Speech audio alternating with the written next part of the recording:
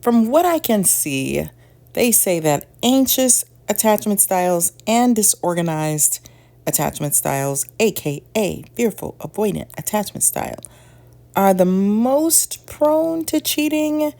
And research suggests that individuals with certain attachment styles may be more prone to cheating than others, and generally those with insecure attachment styles, specifically anxious attachment and disorganized attachment, are more likely to engage in infidelity. Individuals with this attachment style often crave closeness, but may also fear abandonment. Their insecurities can lead them to seek validation from others outside their relationship, potentially resulting in cheating. Organized attachments, those with this attachment style may exhibit erratic behavior in relationships stemming from inconsistent caregiving experiences.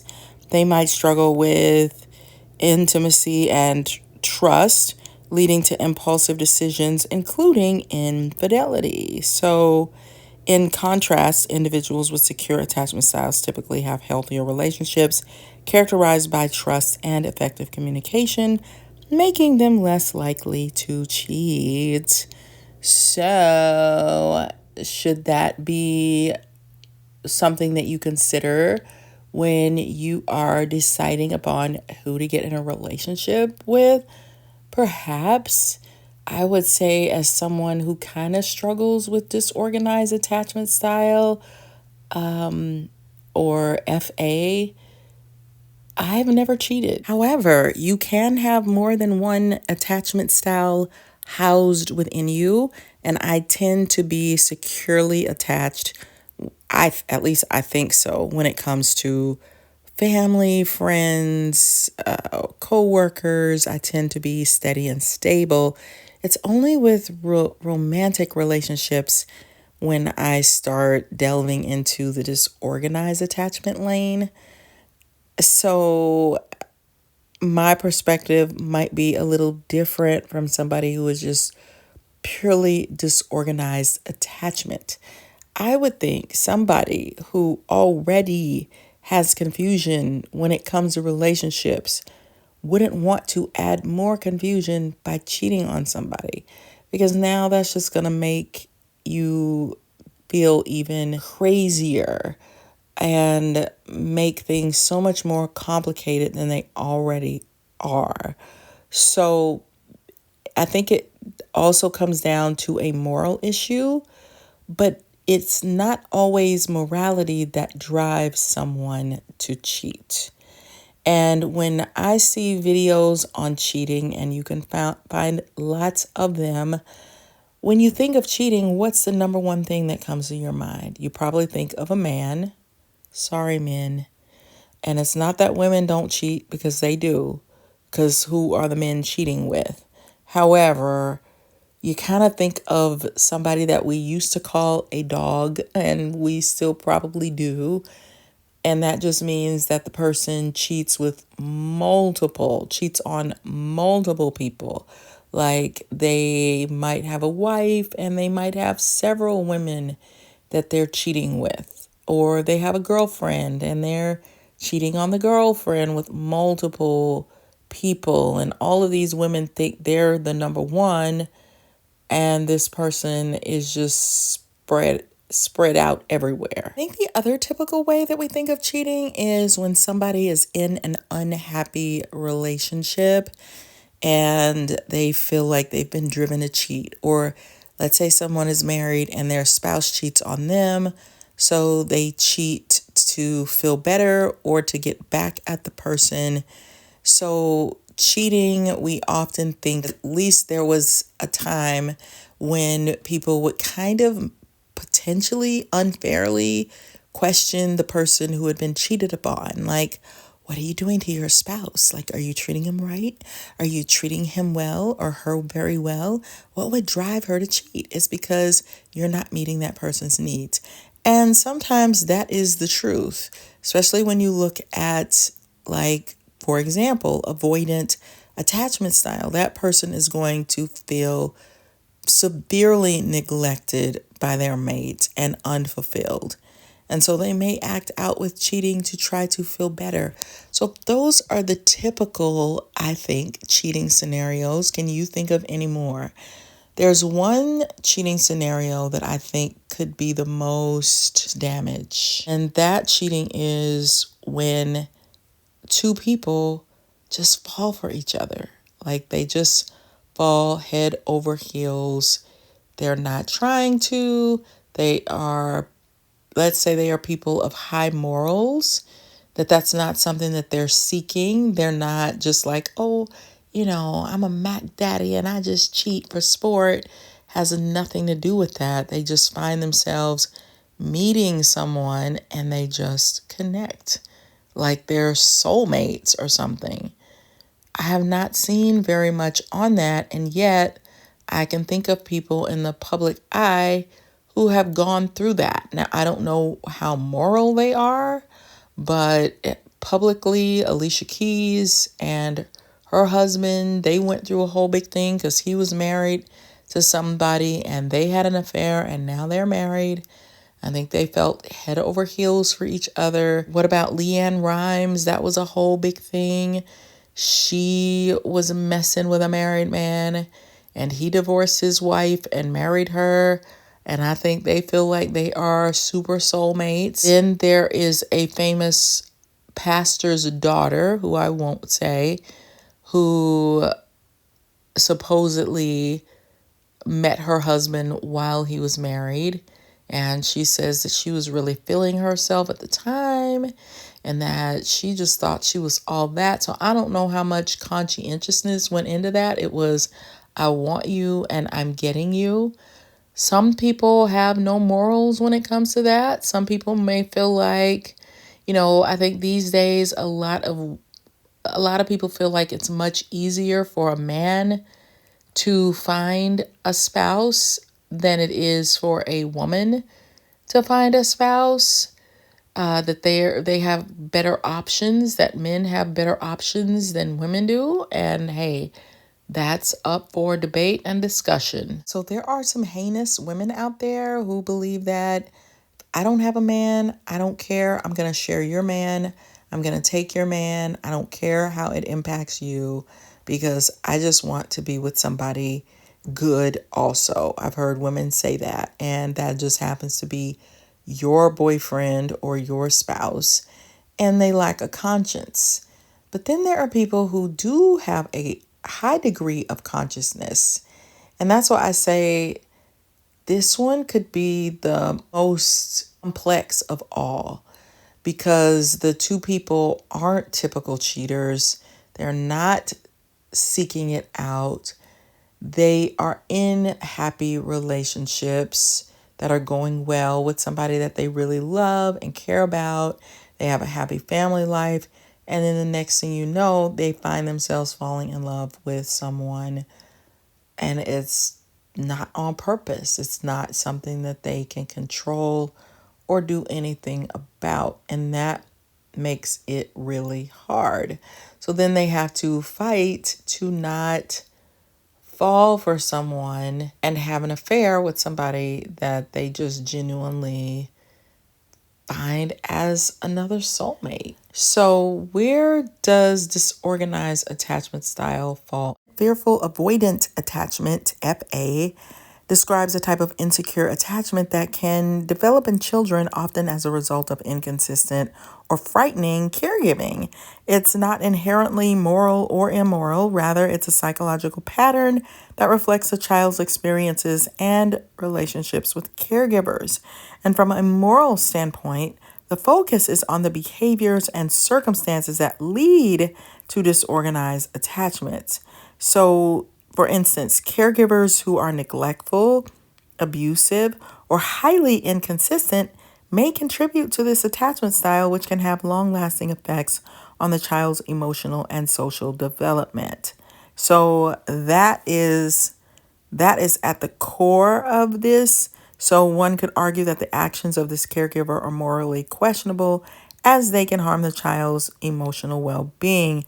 So with that, when you have an unstable upbringing, then that could I think, is disorganized. So they may, and I'm not saying that most of them will cheat, because that is absolutely not true. I have no idea what the percentage is.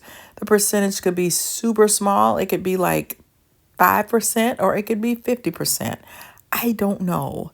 But I do think because you've got different dynamics, the anxious side, the avoidant side, it could manifest in a different type of cheaters. So I just want to explore these.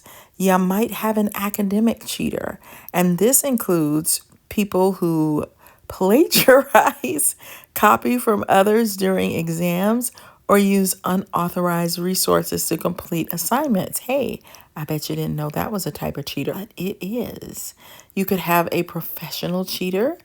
In the workplace, these cheaters may take credit for others' work, falsify reports, or engage in insider trading. And how about the sports cheaters? Athletes who use performance-enhancing drugs, manipulate game outcomes, or violate rules to gain an unfair advantage, they fall into this category. And then, how about financial cheaters? This includes those who commit fraud, such as tax evasion, embezzlement, or scamming others for money. And then there are online cheaters. In gaming or online platforms, cheaters may also use hacks, bots, or other unfair methods to gain advantage over others. And then there are the social cheaters. These are people who manipulate social situations for personal gain, such as lying to friends for favors or to fit in. And then finally, what we're focusing on today are relationship cheaters. These individuals may engage in infidelity by being unfaithful to their partners through emotional or physical affairs.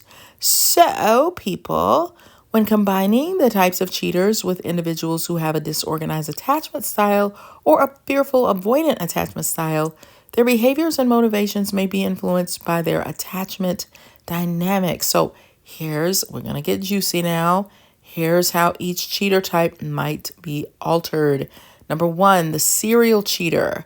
With disorganized attachment, this individual may have an unstable view of relationships, seeking validation through multiple partners while simultaneously fearing intimacy. Their pattern of infidelity may be driven by a fear of closeness, leading them to sabotage relationships. They might engage in serial cheating as a way to avoid true intimacy. The thrill of new partners may provide FA temporary excitement, but ultimately reinforce their fears of commitment and emotional vulnerability, which is why you don't want to cheat. Number two, the emotional cheater. With disorganized attachment, this type may struggle with forming secure emotional connections. They may deeply connect with someone outside their relationship due to a fear of intimacy in their primary relationship, leading to heightened emotional turmoil. With fearful avoidant attachment, they may engage in emotional cheating to fulfill their need for connection while simultaneously pushing away their partner. Ouch. This could result in a cycle of seeking emotional support but withdrawing when intimacy deepens. Then how about the opportunistic cheater? With disorganized attachment, this individual may impulsively cheat due to fluctuating feelings about relationships. Their attachment style may lead to unpredictability in their choices, driven by a fear of rejection or abandonment. And they may act on impulse as a way to escape their feelings of vulnerability. The opportunistic nature of their cheating could be a mechanism to avoid deeper emotional connection. And then there's a rebellious cheater. So with disorganized attachment, this type may cheat as a reaction to feelings of instability in their relationship. Their rebellion could stem from unresolved childhood issues, leading them to act out against perceived threats to their autonomy. With fearful avoidant attachment, they may rebel against their partner as a way to assert independence while simultaneously fearing abandonment. This rebellion is a coping mechanism for avoiding intimacy. The impulsive cheater. With disorganized attachment, compulsive cheating may manifest as a way to manage anxiety associated with their attachment style. They may seek constant validation from others to cope with feelings of worthlessness. With fearful avoidant attachment, the compulsive nature of their cheating could stem from a deep-seated need for validation that conflicts with their fear of intimacy, leading to a cycle of seeking connection while pushing others away. And then how about neglectful cheaters? With disorganized attachment, this individual may cheat due to feelings of neglect, but also struggle with conflicting emotions about attachment. Their need for fulfillment may lead them to pursue external validation while feeling anxious in their primary relationship. With fearful avoidant attachment, they may cheat to address feelings of neglect, yet fear true intimacy with their partner. Their actions may be driven by a combination of seeking connection and avoiding vulnerability.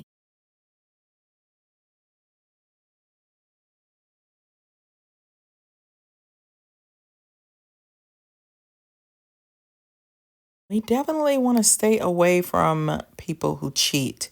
There's also the revenge cheater. With disorganized attachment, this type may cheat as a form of retaliation, reflecting their inner chaos and inability to manage emotions healthily. Their reactions could be impulsive and emotionally charged. With fearful avoidant attachment, they may cheat to reclaim a sense of power when feeling threatened, but this action can further complicate their fear of intimacy and commitment. And then there's the situational cheater.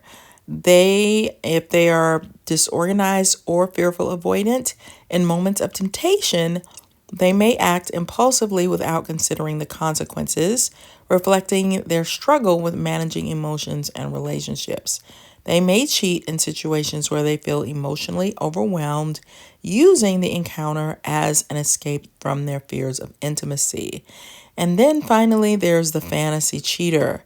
With disorganized attachment, this individual may engage in emotional or online affairs as a way to cope with their chaotic attachment style, seeking fantasy connections that feel safer than real intimacy.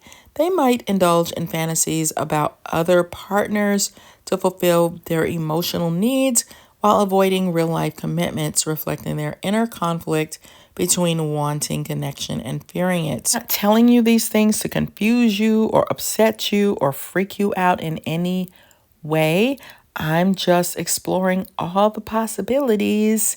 So if you recognize any of these in a person, then you might want to consider not being in a relationship with them or use these as a way to look for red flags. It's pretty widely known that sometimes we attract certain people in our lives. So I think one of the best things you can do if you are fearful avoidant is to study it in depth. And that is a way for you to heal because you understand the dynamics that are going on inside you that were once confusing.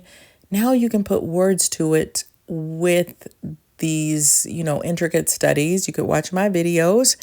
And if you are attracting a disorganized person who's a cheater, then you also want to work on yourself, figure out your attachment style, and really try to work through and heal.